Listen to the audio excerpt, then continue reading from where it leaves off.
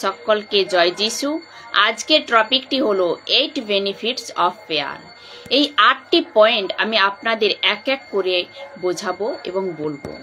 প্রথম পয়েন্ট হচ্ছে প্রার্থনা আপনার জীবনকে বদলে দেবে।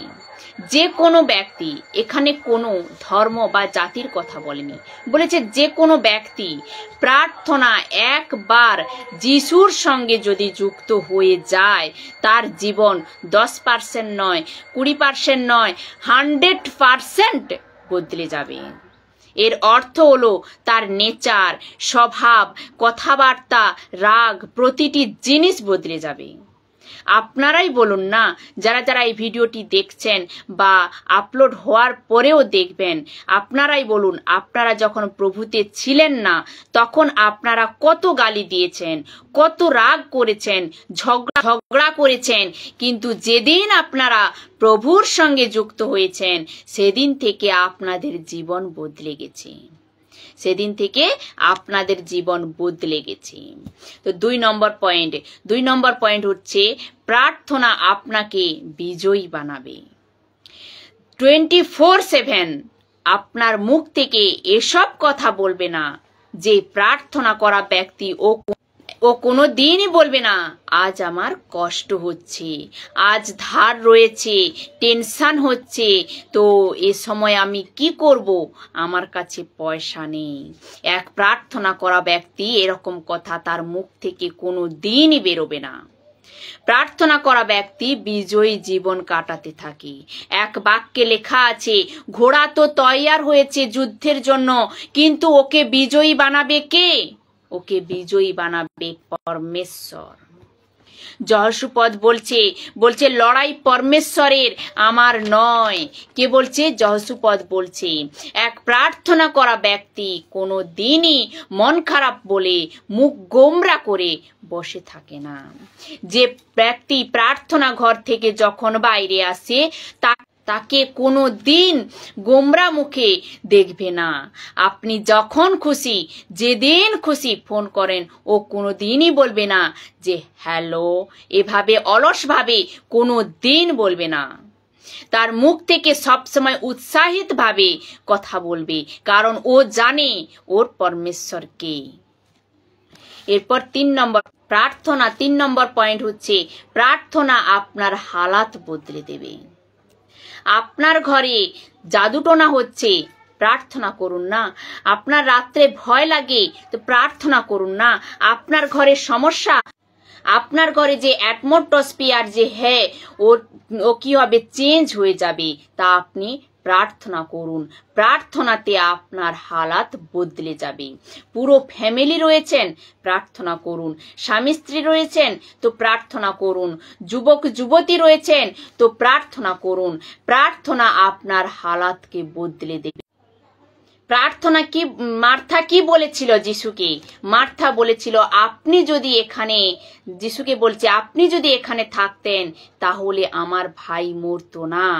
যিশু বলছে কি, তোমার ভাই এখনো মরেনি, ও তো বেঁচে যাবে। যিশু রয়েছে তো হালাত বদলে যাবে। যিশু নৌকোতে রয়েছে তো হালাত বদলে। আঁধি তুফান চলছে, পিতর বলছে যে প্রভু তোমার কি চিন্তা নেই, আমরা ডুবে যাচ্ছি। যিশুকে জাগিয়ে দিল। যিশু যখন জেগে গেল তখন হালাত বদলে গেল।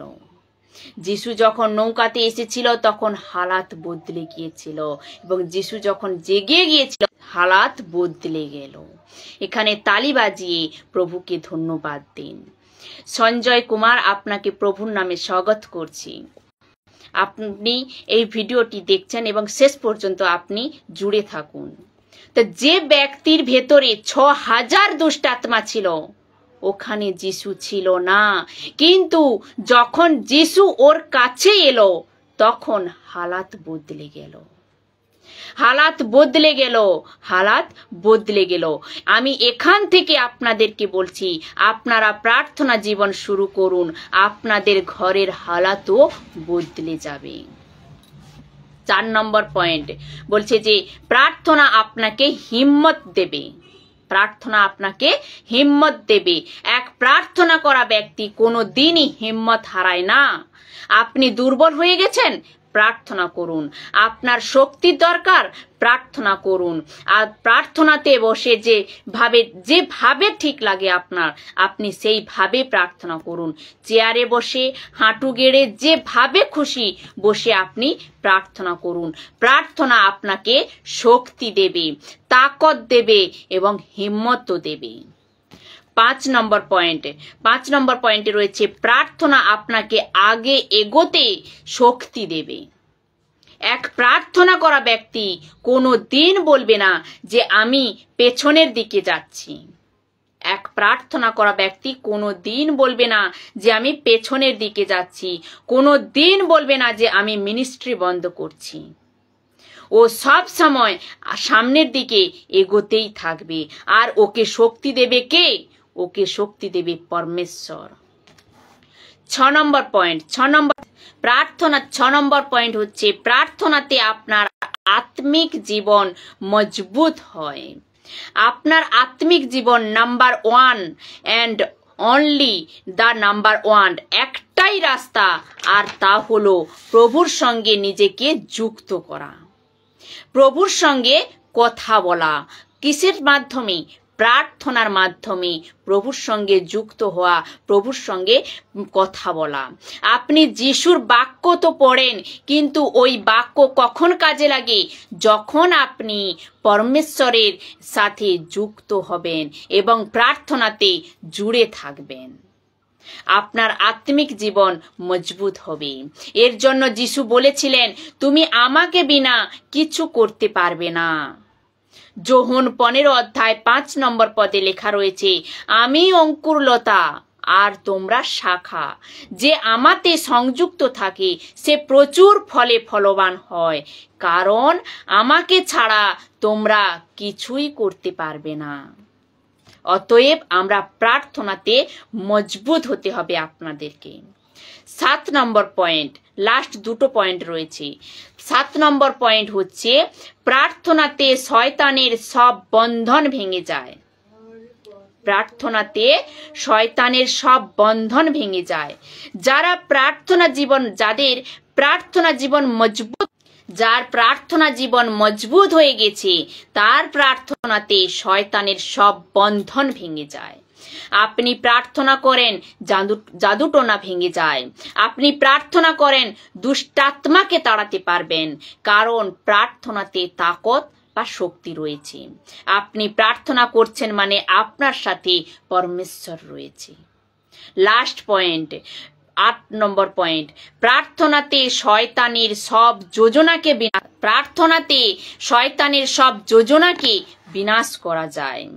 শয়তানের যে যুক্তি, এতে আপনি গড়বড়ি করতে পারবেন আপনার প্রার্থনার দ্বারা। ও আবার নিজের ভাষাতে, জিব্রিশ নয়, নিজের ভাষাতে, আপনি যে ভাষায় কথা বলছেন আপনার লোকাল ভাষাতে আপনি গড়বড়ি করতে পারবেন।